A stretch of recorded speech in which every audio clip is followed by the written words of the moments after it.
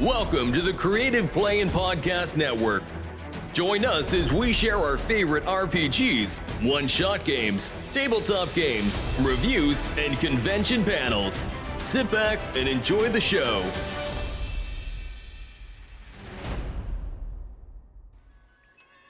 Hi, this is Kelly, aka Trixie from Ragnarok and Roll, assigned to Ragnarok Story, and Tilda Wimblewick from D&D Journey of the 5th Edition. First off, I would just like to say thank you to everyone for listening to our varied adventures, as well as for rating us on iTunes and RPGpodcast.com. If you haven't rated us yet, we would greatly appreciate it if you could. And if you're looking for more ways to support our efforts, we are now on Patreon, a great site where you can help us continue making more podcasts, as well as some special surprises for our patrons. If you can, please look us up at www.patreon.com/cppn. Every little bit helps. And again, thank you for listening.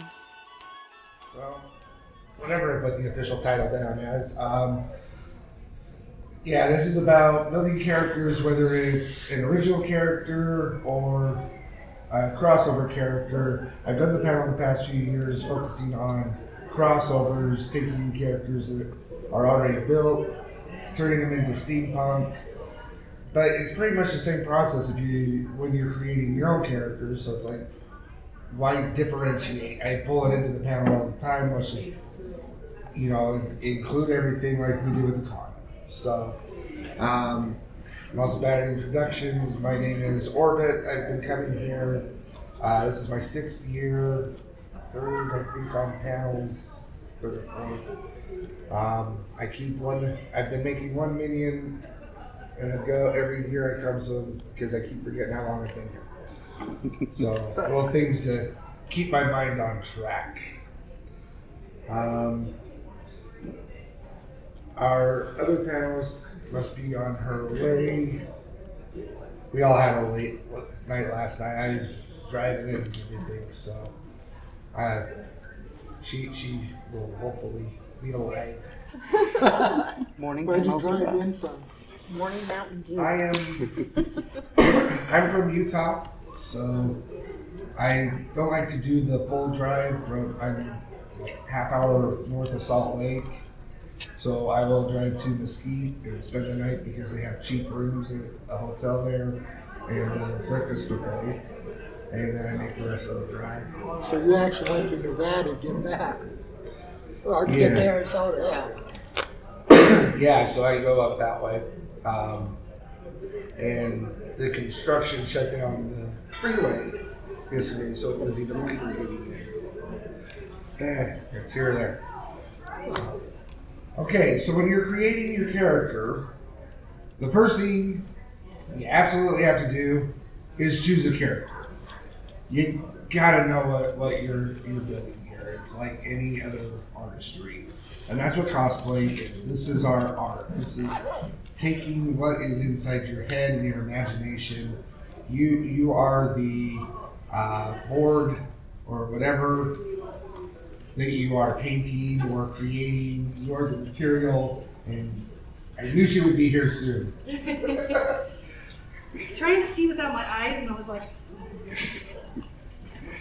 It's okay. I got mixed up and thought we were 10:30. Tomorrow's the 30th. Today's 10.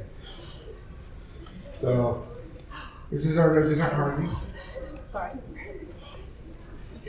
Looks better than the one I made. I didn't have the elves. That's cool. You want to... Some of you may know me as Harley, the EMS person. I've been doing Harley for... This is 12, so 8 years now, 9 years. The first con I did, just truly Victorian hoop skirt, which was not a smart move, on a windy day at Old Tucson. I blew away many a time. I was like, that is boring, so Harley was creative.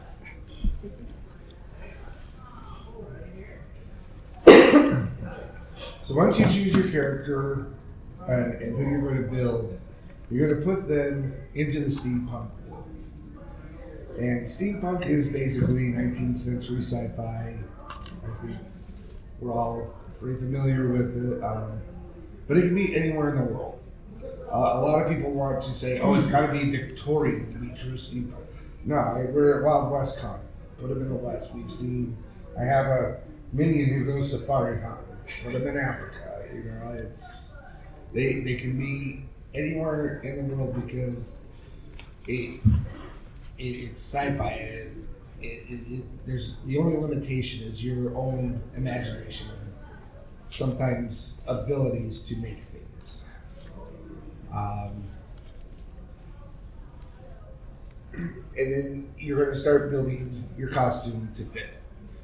And your costume is what tells the story. It's what lets people know who you are, what you've been through. And that's the hardest thing is there are certain aspects that it's hard to express. My friend last night was asking me about how do I portray an anti-hero? And it's really hard to do that through your costume because anti-heroes more the actions. They are doing heroic actions for kind of somewhat villainous reasons. So I'm like, well, the best I could come up with is dress your hero, but have something on there that's kind of villainous to kind of show that you don't really play by the rules. And it's really hard to think of what to do, you know. So some of these, you can't do everything through the costume, but there's so much you can do. Just as you go along building, one of the reasons I always like to do groove for this panel is because I have a bunch of examples over here. The minion Kevin up front with the part that I'm hanging out is the first one that I did. And I went kind of standard Victorian and everything with him. But he's grown as we have gone through year by year and added some things. The one girl was selling dynamite sticks, so I had to get the minion with the dynamite. Then I found a brothel inspector badge, and I'm like, oh, this is perfect for the minion. And so I've just kind of built little things into it as we go to kind of further his story and further what's going on.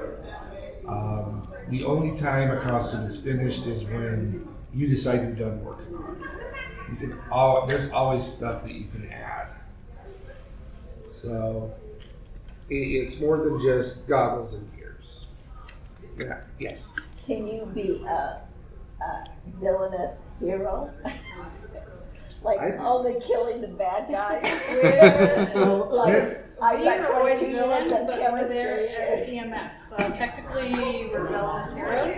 Because we might make you our patient, but we will patch you back up. So you can. I mean, like you said, you pick your character. I went with who I related, which tells a lot. So I apologize for spilling too much.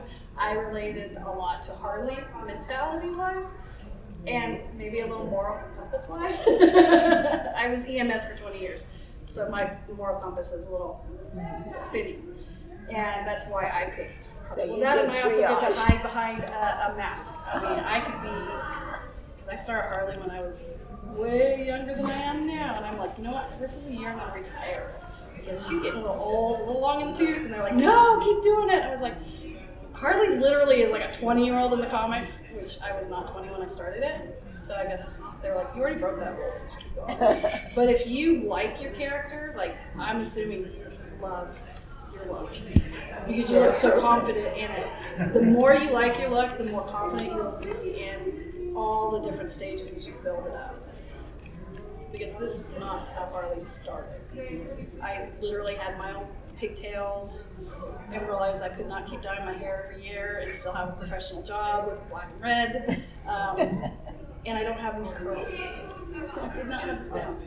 But I had the duster because I went Wild West. And then I added the pistol, and then we've done the belt. And if you were with us during Dinosaurs versus Robots, I've Shanghaied, and now I've got a penguin to add to it today. So you just build and build and build, because even though I look at it, I'm like, oh, it's done.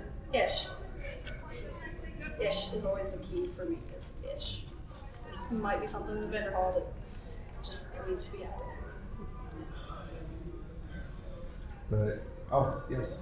So if steampunk isn't tied into the era which you choose, how can you differentiate between steampunk and other forms of punk? Like what makes it inherently steampunk then? If it's not specifically Victorian. It's the steam.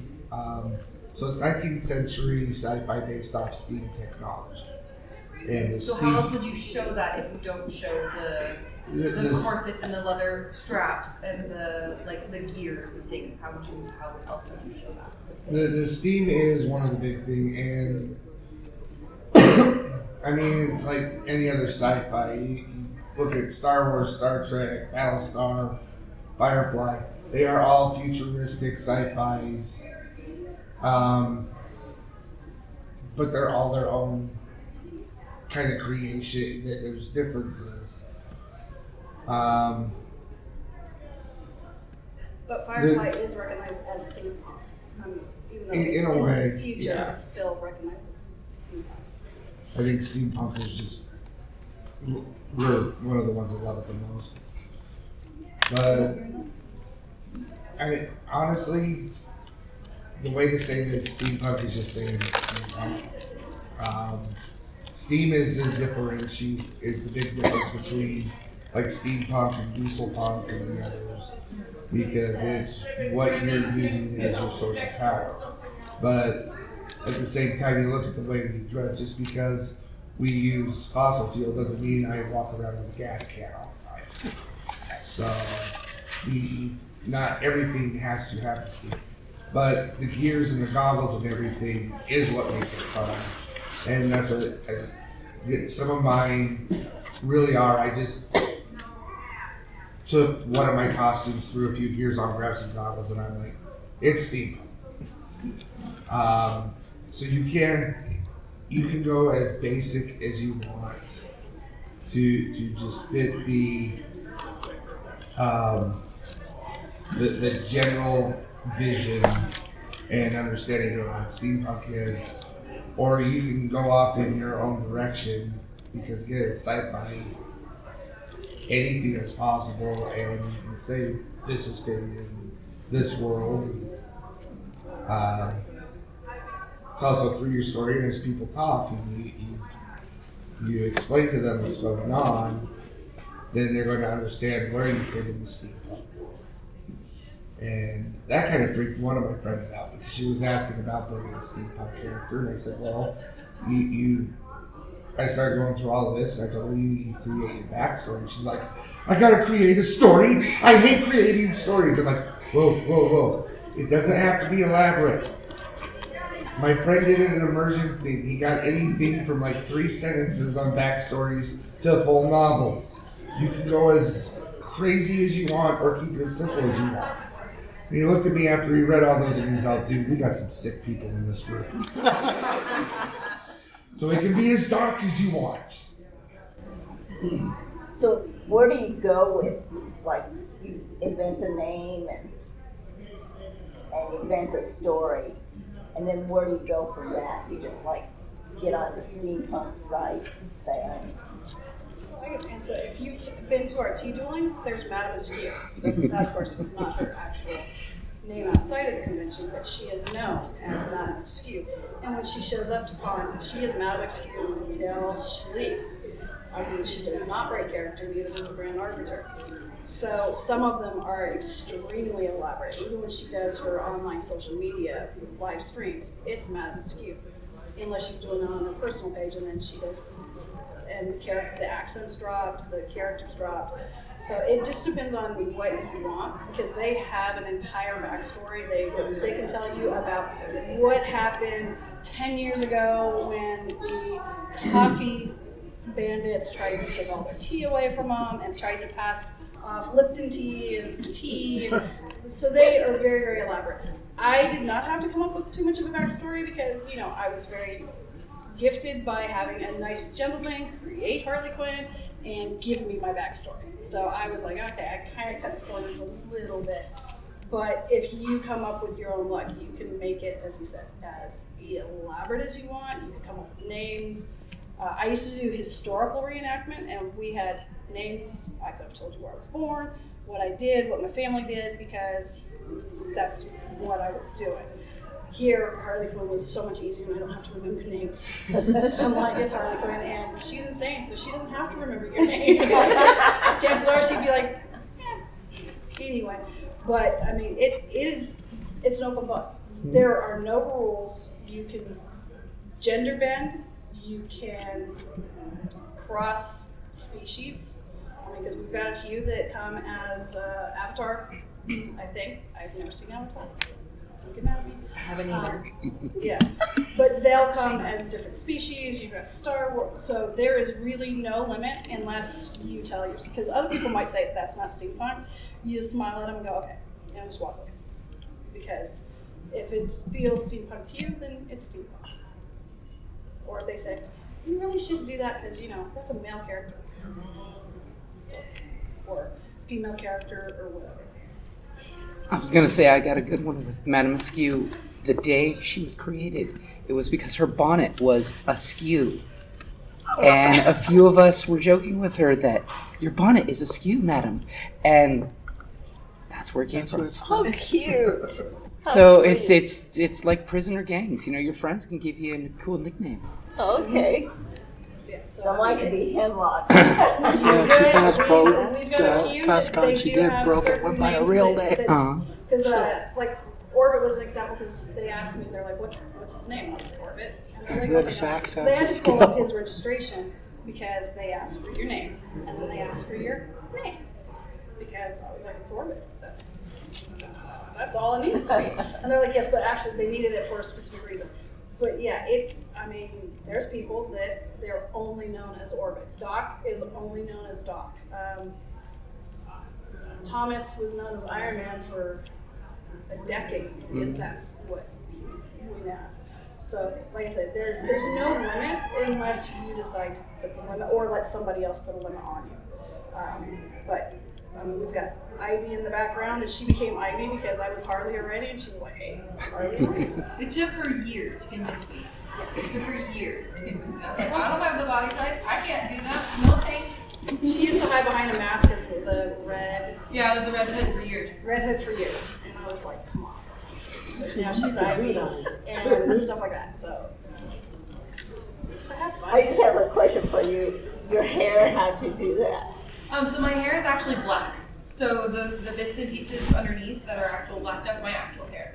And then the rest I actually made synthetic dreads with synthetic hair that you can just buy. And so I braided some of them, I twisted some of them, and then I set them with heat so that they're a little wavy. And then I braided them and into my actual hair. So they are synthetic dreads. Oh, I love them. Yeah, thank you. You can have multiple characters. You can have, you can do as many different characters and that as you want. I many times will fit multiple costumes into a day because I have so many. And at times it's nice to change things up. And, okay, I've been walking around in this for a while. I got nothing else to do. Let's go to the room, have some lunch, and get rid of these clothes and put on new clothes and make them all sweaty.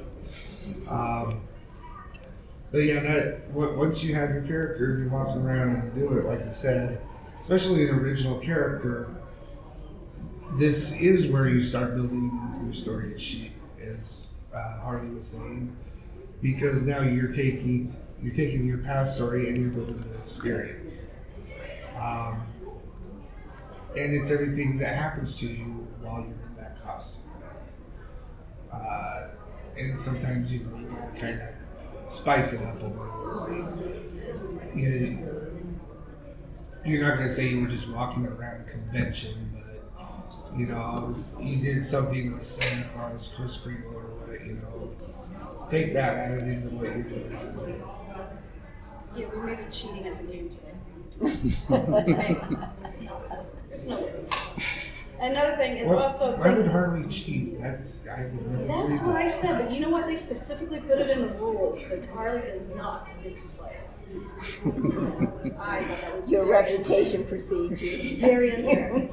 But also, like he said, you can change costumes because he does a lot. And then I do mashups because I was like, okay, Harley after a while gets a little boring, and sometimes this hat gets really, really heavy because the wig is actually on the outside and the inside of this hat.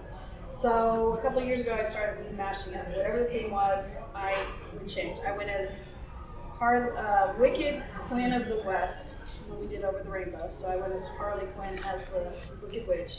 I had flying hyenas. They literally had little flying suits on. And then tomorrow, because the theme is off the page, I'm going as my Sherlock Quinn. So I mashed up. I was like, how would Harley go as Sherlock Holmes? Because Sherlock Holmes is kind of an anti-hero. He's not always good. Some mental issues as well. And so I created a book and a feel for what it would be like if Harley was to be pretending to be Sherlock Holmes. Because it's just Harley. So you can have fun doing that. You could change it up. He does Gru, then he does Kingpin. He does many a mashup with his Deadpool. Well, it started with a car wash when he showed up in baby shorts as Deadpool. If no, you've that not was a seen his schoolgirl. Deadpool, it is a unique Deadpool. But I did a Little Mermaid Deadpool for Denver Comic Con. And then I did some others. And next thing I know, my friends are telling me they want a calendar. And so that year I had enough different variations and clothing styles and that I made calendars. I will never do that again. Do you still have some of those calendars? I know. No, but I have the pictures if you want to have one printed. He showed up at Wild West Con as Deadpool in a corset, and because of course Deadpool is not as gifted as some of us ladies are, he had kitties. So they were Hello Kitty corset pieces. So they were taped to the evolution of my crossplay. I started off to make boobs. I took fibrofilm that you use in crafting, and you stuff those down in your pantyhose until you get the size you want, and then you just kind of twist it, fold it over, twist it, fold it over, and that's how you enhance yourself. So I had a couple of those because I later upgraded to foam, and now I have actual medical grade silicone ones. I've gone that far. But I took the fibrofilm ones and I took the little Hello Kitties and I duct taped them to that. And so they were sitting in here. And I kept having problems because they wanted to drift over and fight each other. So through that entire con, when we officially met, I kept being told, your kitties are wandering again. We need to fix them. And then you'd have one kitty come up and one kitty would get shot. But it was glorious. I mean, it made for amazing pictures. It made for lots of fun stories. Because we were like, did you guys see the Hello Kitties? Well, which one? Because one disappeared. Or there was two on one side. So every once in a while you'd be like, you look like a Picasso. And so he'd be shifting them and moving them.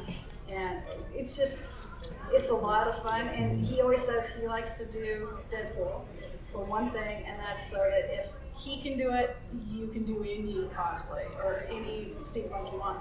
Because some people are like, I can't do it because I don't have the right shape. None of us have the right shape. I mean, even if you've got like the perfect body, it's still not the right shape because somebody's gonna find fault in it, right? Especially that person that owns that shape will be like, no, my feet are too big, my nose is too big, whatever. And so he likes to do the bold and daring looks, because Deadpool is very bold, and Hello Kitty was very daring, because that way you can see others. I mean, it's hard for me to blend in. So if you see Harley, you're like, if she can do it, maybe I can do the blue bird, which like I said, I absolutely love her. It's amazing. It's one of my favorite movies. Or you could also do simple Victorian, like you could do it because you see somebody else doing it loud. you're like, okay, if I can subdue, I can still do it. Or if you want to go loud and bold, you know that you're not the only one that. Because yes, I'm going down the elevator. That's fun here. They just sort of like, we'll take the next one. Or I walk across the carpet and the security are just like, did you see that? I was like, oh my gosh, it's just me. And then I'll forget I have the paint on and they'll be like, then you can't go to the restaurants. Well, because you're gonna rob it. Oh, well, no, not really, but I get it, so. Yeah, I have so many friends that come up to me and they're like, it's because of what you've done that I finally have the confidence. Confidence in everything doesn't happen overnight. This all goes into the next point is we all start somewhere. That comes along with how well you feel going through the con. How intricate your costumes and everything are. I have friends that their very first costume was amazing and contest worthy and everything, but that's because their jobs had them doing stuff that they knew how to craft foam and everything that they did because they'd already been doing it in other things for 20 plus years. I don't have that same background. I'm not going to be able to make a full Bioshock big armor, whatever the hell it was, just on my own and make it look the way he did. And that's fine. I can still try it. It's still good to learn. I can still go in and try and do something like that myself. I can choose a different medium to make it that plays more to my strengths. We all start somewhere. So no one should feel like you have to have the best costume right off the bat, or that you're going to feel perfectly comfortable in anything that you're wearing. My second convention, I went as Wolverine because I had found a jacket that I'm like, this would work perfect for his street look when he's on a motorcycle. And I was worried as all could be, thinking I'd walk into this con and everyone would be calling me Fat Wolverine. And I was just very held back, very nervous. It was so hard. 5-6 years later, I'm Wonder Woman walking through in booty shorts with everything hanging out. And the first time I did that, it was hard too. I sat in the car for about 15 minutes going, am I really going to do this? And one of the things, whether you're worried about your costume, your look, anything like that, you walk in and you just own it. You look like you fake the confidence until it's there. Because if you go walking in and you're like dead set, I'm here, this is me. Yeah, there's going to be some negative comments. There always are when you go that extreme. But the majority of people are going to either respect it or leave you alone. And so you want to focus on the positive coming when you're feeling like that, when it's that tougher point, you know. And I've had quite a few friends, and the reason why I chose Wonder Woman the one time, because I'd done a couple of fairies. Okay, so it's really sad. We were doing what it was called Gish and Grace International Scavenger Hunt. We were supposed to serve ice cream to first responders dressed as a fairy. I'm in a group with like 4 girls, and I was the only one with a fairy costume. So yeah, that kind of got thrown me. Anyway, so I'd start off with stuff like that. I worked my way up to Wonder Woman, and I'm like, oh, I'm not gonna. I don't know if I should build this for the con. I wanted to do it because it was my first time doing a cross-play panel that I had put to the main con. And I'm like, coming up with excuse after excuse. Oh, it's overdone. I don't have a body type. Everyone's going to look at me funny. all that type of stuff. And I'm like, you know what? If someone was telling me this and I was giving them advice, I'd tell them I don't care, do it anyway. So I listened to my own advice. I bought the booty shorts and the leotard and made the Wonder Woman stuff, and I walked in and I owned it. And, you know, I got an amazing response from it. Most everyone coming out loved it. And that's what you're going to be looking at in this is the as you're pushing your limits and everything. You know, there's going to be times where you are a bit concerned. You know, as Ivy said, she felt worried about having the right body type, but she did it. And a group like this, it does make it easier because we have great people coming to this con that are going to support you. No, as long as you're not to the point where the cops have to be called. Yeah, and I will say that even though I am one of the directors here at the con, this con we've always pushed to be very accepting, to be very open to just about anybody trying just about anything as long as there's consent and it's legal. But this is a space that we hope if you decide I want to go big, I want to go bold, I want to even try it, that you would do it here, because if you do have a problem, just let one of us know. And there's like 10 of us that are kind of mama bears.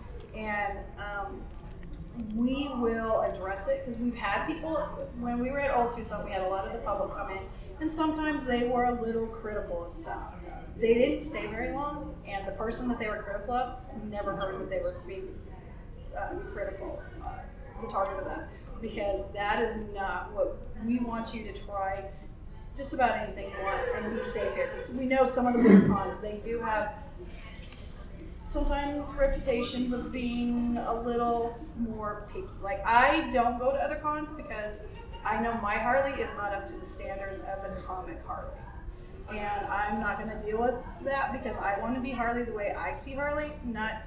Don't get me wrong, I love Suicide Squad. I love her as Harley.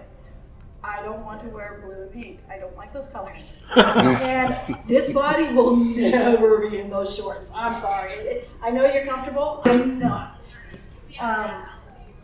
But I don't go because I know that I do my Harley very different than a lot of people expect to have Harley. But that's my choice because I feel safe here. I feel comfortable here. And if this is where you would like to come out and be bold, we hope that this is a space that you do feel that. And if you don't, please, by all means, let me know. And we will figure out what it needs to happen to make you feel safe to come out and create your dream. I had a question because, like some Native Americans feel uncomfortable if you dress in like Native attire. Like I've got one of those bone beaded chest plates. Because that's considered regalia, and that's their religious pieces. Mm-hmm. So if somebody is wearing it out of the context of a religious ceremony, it's no different than, say, you go and take a nun's habit and bring it, like an actual habit from a nunnery, and bring it where it still has that kind of, no, it's their religious articles.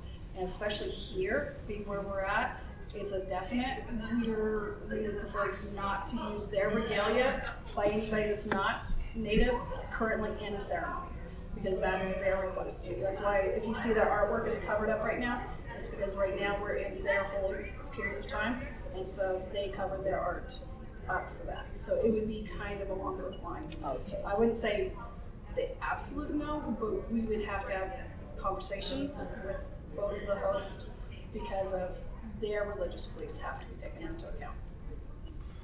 And sometimes you could take what they have. Not. There's respectful ways to do a lot of things. So you want to make what they are wearing maybe have fabric that has kind of that flow to it. I don't know. But you want to find a respectful way. Because I have a beaded what they call those like chest plate things with the bones. But I don't want to offend anybody. Yeah, it respects the key in all of this. Because in the cosplay, in general, you get a lot of the arguments over cultural stuff. And my friends did it's not geisha, it was from Mulan, the three music. Yes. Yeah, they did that, and one of the ladies who was a voice actress in Mulan loved it. They got a lot of praise for it from people from the culture, yet there were people screaming that they were doing cultural appropriation. And anything you bring in like that does take from an actual culture, there will be, at some level, some criticism. Yeah, some people are getting crazy about cultural appropriation, and totally ignore some cultures too. It's like, for example, I mean, you never hear about it anymore, but my ancestors were traced back to before there was a United States. So our the con usually sides on, is it religious pieces in parts, or is it less? Like, you could probably, Storm is a good example, because of course Storm is an African character from Africa, but a lot of people really love Storm. And I've seen all different shades do Storm, because they're not taking, but the religious pieces, that's where because we don't deny pith helmets, even though that is a very hot subject, but in some circles, because of colonialism and stuff like that. I mean, if you want to wear it, then wear it. He literally has one sitting right there. But we look at it as if it's a sacred piece to those people, whatever those people are, then we would prefer that you weren't, especially if it could be construed as maybe you're taking it or being disrespectful to that particular piece. Like, I would not probably wear this into a Catholic church, because I know that's not something that they would be comfortable with. Myself, I'm not Catholic, but I would think about where I was going and what I was doing with what I was bringing to that. Not that we'd have steampunk in a Catholic church, but I was just as an example. I would not go into a mosque like this, things like that. So that's what we kind of look at is, what are you bringing, and have people actually ask. We have had the hotel hosts specifically say, please no headdresses, because that's a Hollywood fallacy that really bothers them. Please no certain other things. So we've respected people.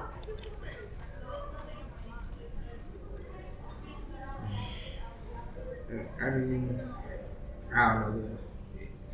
In any situation, I don't know the exact people to reach out to, because even as individuals or as groups, they're going to have different takes on it. It was like when they were complaining about the Washington football team's name, you get one person going around asking a group, and these ones are perfectly fine with it. These ones think that it's a horrible name. And it's the same way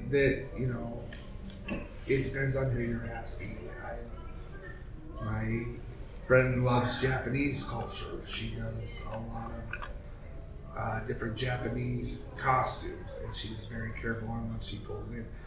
Her uncle sent her authentic Japanese robes and everything, and the majority of the people love it, but she occasionally gets people who are really against her wearing it.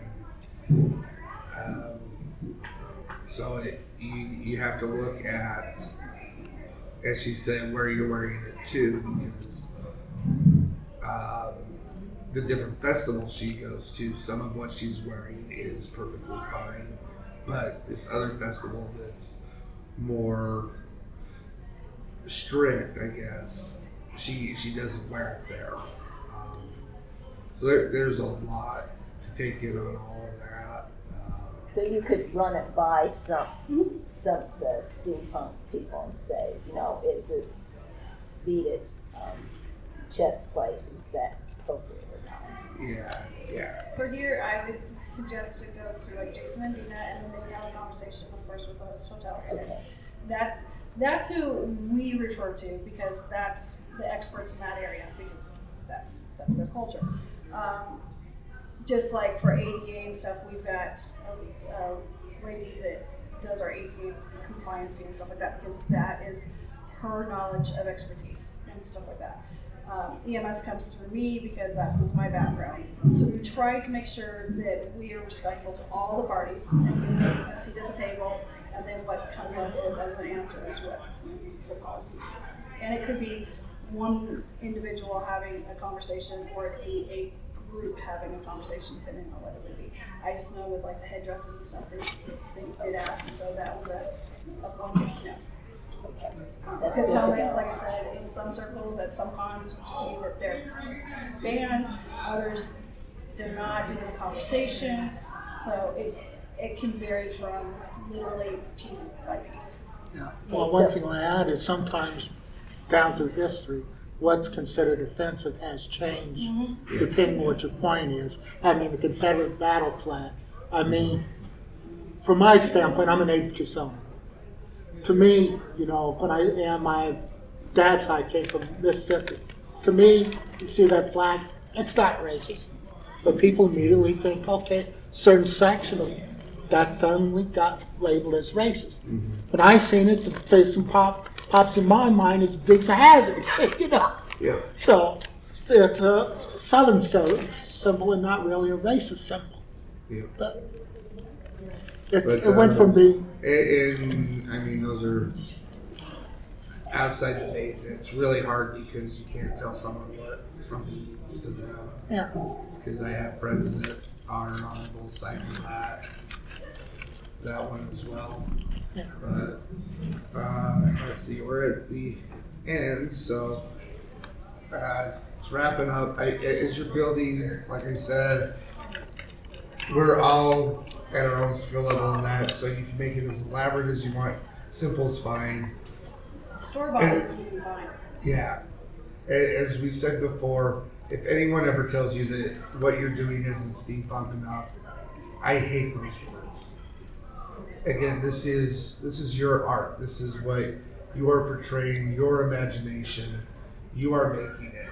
And that's what makes it steampunk, is that you are making it for steampunk and having fun.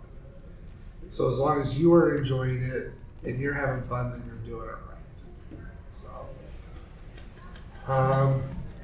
yeah, if there's any other questions or anything as we go through the con, I change up looks.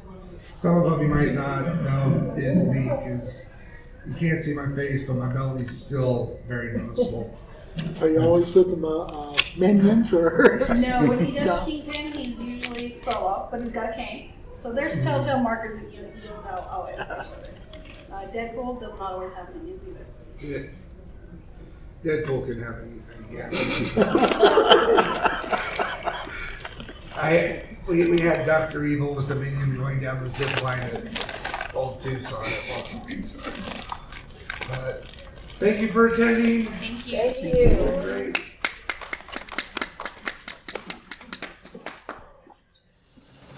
Thank you for listening to the Creative Play-In Podcast Network.